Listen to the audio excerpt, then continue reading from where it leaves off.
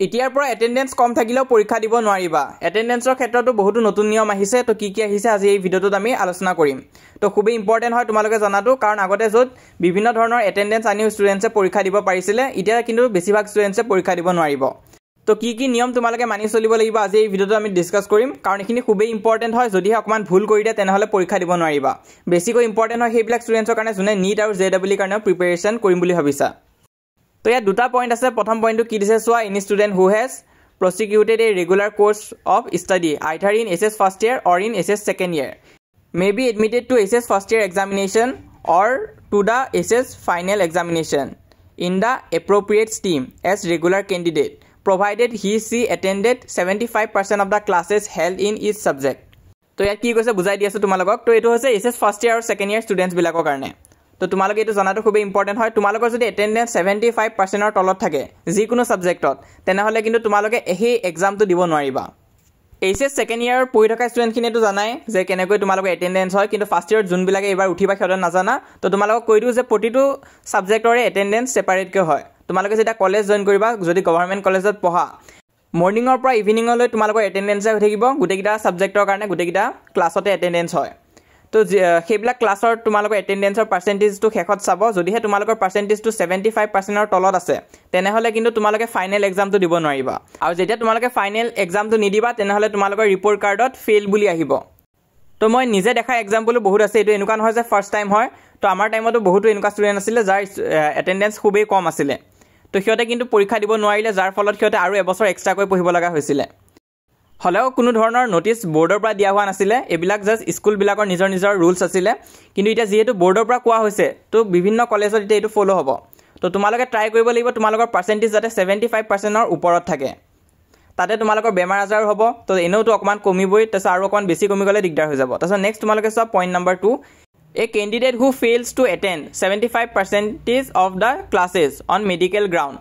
or for any other reasonable ground তো কোনোবা ষ্টুডেন্টে যদি মেডিকেল কিবা প্ৰবলেমৰ কাৰণে যদি ক্লাছ কৰিব নোৱাৰে তেনেহলে সেই ষ্টুডেন্টজনক কিন্তু এক্সাম দিবলৈ দিব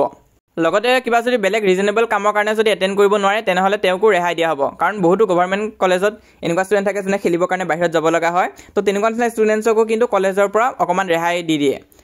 তো হেতু কথাই কোৱা হৈছে তোমালোকৰ যদি কিবা মেডিকেল কন্ডিশন আছে তেনেহলে তোমালোকে কলেজত জনাব লাগিব তো তেনে ক্ষেত্ৰত তোমালোকক অকমান ৰেহাই দিব নহলে কিন্তু তোমালোকে পৰীক্ষা দিবই নোৱাৰিবা so may also be allowed two appear in SS first year exam তো একিটা কন্ডিশন থাকিলে তোমালোকে এপিয়াৰ কৰিব পাৰিবা আৰু এছএছ ফাইনেল এক্সামৰ কাৰণে এপিয়াৰ কৰিব পাৰিবা কিন্তু ইয়াত এটা কন্ডিশন আছে সো কি দিছে as the case may be on the basis of performance of the student in the internal examination such as unit test half yearly examination etc with permission of the SF as a regular candidate তো ইয়াত কোৱা হৈছে তোমালোকে যদি বেলেগ কিবা কামৰ কাৰণে যদি এটেন্ড কৰিব নোৱাৰা ধৰিলা কিবা যদি ৰিজনেবল কামৰ কাৰণে তেতিয়াও কিন্তু তোমালোকৰ পাৰফৰম্যান্সটো চোৱা হ'ব তোমালোকে কলেজত হোৱা unit test exam half yearly exam ভালকৈ দিছানে নাই তাত যদি তোমালোকৰ পাৰফৰম্যান্স ভাল হৈছে তেনেহলে এছএফে তোমালোকক পাৰমিশন দিব আৰু যদি তোমালোকে ক্লাসও কৰা নাই আৰু লগতে তোমালোকৰ যদি এক্সামত পাৰফৰম্যান্সও যদি বেয়া হৈ থাকে হাফ ইয়াৰলি এক্সাম বা অন্য টেষ্ট কলেজত পতা তেনেহলে কিন্তু তোমালোকে কোনো পধ্যে এক্সাম দিব নোৱাৰিবা এই ৰুলটো আহা পৰা লুকসান হ'ব সেই ষ্টুডেন্ট বিলাকৰ যোনে কম্পিটিটিভ এক্সামৰ কাৰণে প্ৰিপাৰেচন কৰি থাকে তো নীট এণ্ড জেডব্লিউ কাৰণে এক্সট্ৰা সময় দিব লগা হয় কিন্তু এক্সট্ৰা সময় দিবলৈ গৈ যদি তোমালোকে আসাম বোৰ্ডছে যদি দিব নোৱাৰা তেনেহলে কিন্তু তোমালোকে নীট জেডব্লিউ কোচিং কৰিও কোনো ধৰণৰ কাম নাহিব তো যিসকলে গভৰ্ণমেন্ট কলেজত পঢ়ি আছে তোমালোকে জানিবা যে 9 AM ৰ পৰা 4 PM লৈ কলেজতে থাকিব লগা হয় তো কলেজত বহুতখিনি সময় কলেজতে গুচি যায়গৈ তাৰ পিছত কলেজৰ পৰা আহি আকৌ কলেজৰ হোমৱৰ্ক খিনি কৰিব লাগে আৰু হোমৱৰ্ক নাথাকিলেও সেই প্ৰেক্টিকেলৰ কাম থাকে কলেজত তো এইবোৰ কোৰ্টে সেলফ ষ্টাডি তাৰপিছত কম্পিটিটিভ এক্সামৰ কাৰণে প্ৰিপাৰেচনটো থাকিয়ে যায়গৈ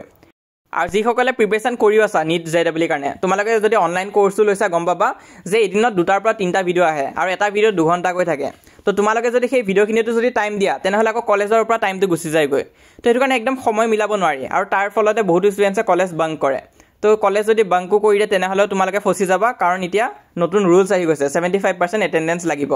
তো আজি এই ভিডিওটো শেয়াৰ কৰিবা তোমালোকৰ সেই ফ্ৰেণ্ডছলৈ যোনে কলেজ বাংক কৰে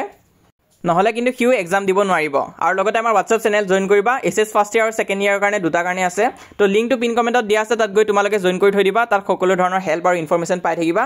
তাৰ উপৰি এটো হৈছে আমাৰ ইনষ্টাগ্ৰাম পেজ ইনষ্টাগ্ৰাম ইউজ কৰা যদি ফলো কৰিবা আৰু মোষ্ট ইম্পৰ্টেন্ট আমাৰ এই চেনেলটো সাবস্ক্ৰাইব কৰি ৰাখিবা আমি যিমান পাৰো তোমালোকক সহায় কৰি যাম